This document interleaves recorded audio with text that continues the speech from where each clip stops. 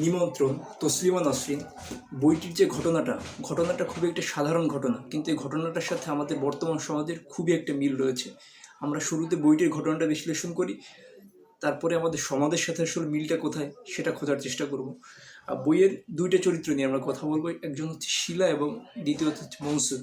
শিলা একজন সদ্য ইন্টারমিডিয়েট পাশ করা একজন যুবতী।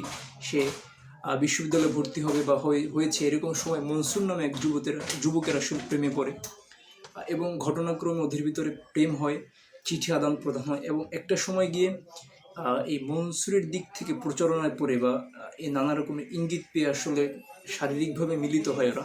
এটা যে আসলে একটা শুধু যে একটা ধর্ষণ সেটা আসলে না, এটা ছিল একটা গণধর্ষণ।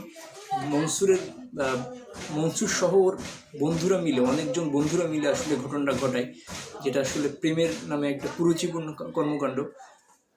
এইটা যদি আমাদের বর্তমান সমাজের সাথে এবং মিলটা খুঁজতে চাই, সেটা হলো যে আমরা আমাদের আশেপাশের বিভিন্ন মাধ্যম যেমন সংবাদপত্র, টেলিভিশন বা এই মাধ্যমগুলো খুললেই দেখতে পাই যে এরকম নানা ঘটনা আসলে অহরহ ঘটে চলেছে।